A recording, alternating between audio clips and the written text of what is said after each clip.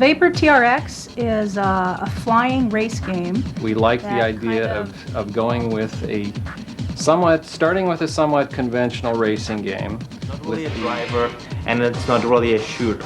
Adding the flying element is cool because it added the dimension of being able to pass your opponents above and below them, as well as to the sides. I thought that the kids would like it better if they had more interaction with the vehicles, so we can blow them out of the air as we're trying to race to the finish line. It's a cool game.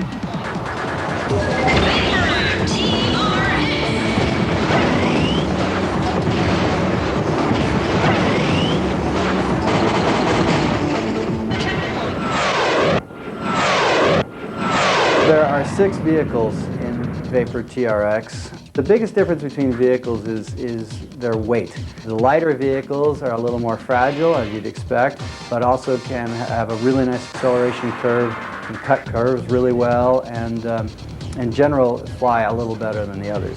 Heavier vehicles are more durable. They can take more abuse by hitting more playfield objects. They can take more shots from your opponents. And in general are a lot more sturdy. They're all competitive, and you can win a race with any of them, but there is subtle differences that high-end players start learning as you play the game more. We ended up with 4 tracks. There's Eagle Canyon, which has the dramatic flying through the canyon. That is the novice track, or the easiest track. The next level is the Midnight Bullet track, which is the nighttime setting. And that's a cityscape. Then there is the Alpine Edge track, which is back to the natural setting. And that's kind of an alpine look with snowscapes and forests that you fly through, as well as some tunnels. That leaves the day track, which is the hardest track, or the extreme track, and that's called Breakneck Speedway. And that's another cityscape, but in a daytime setting. We put subtle clues here and there at the entrances to them. Maybe an arrow that's hanging off the side of a building, or actually some of them I put a special kind of sign that you could break through and find yourself into the shortcut.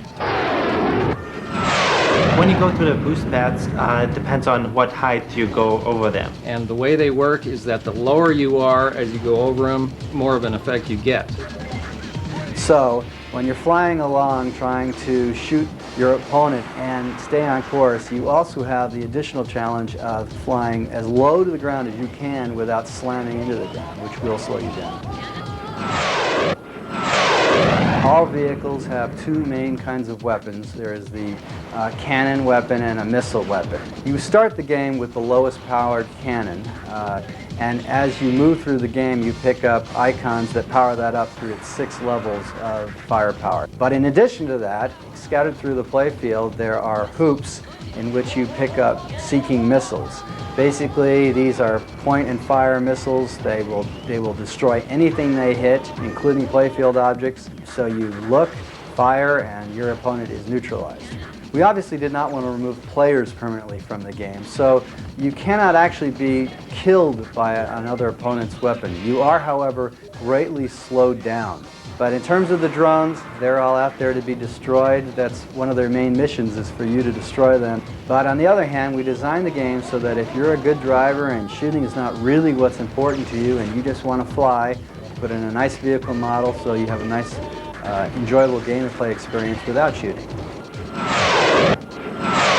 This is a team with a lot of coin-op experience, from Paperboy, 720, Cyberball, all the way up to Maximum Force and Area 51. It's one of the strongest teams in the business.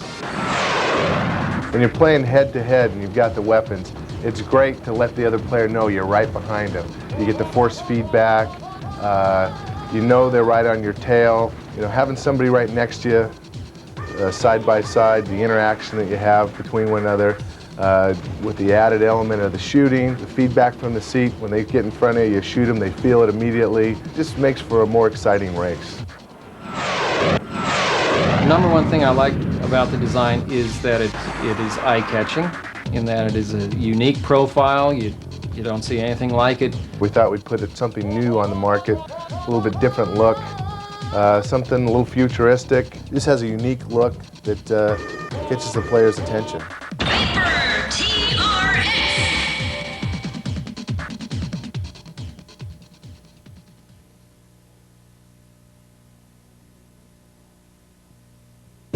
The aliens are back. Area 51 was only the beginning. What began as a top-secret weapons program has turned into the worst military disaster in history.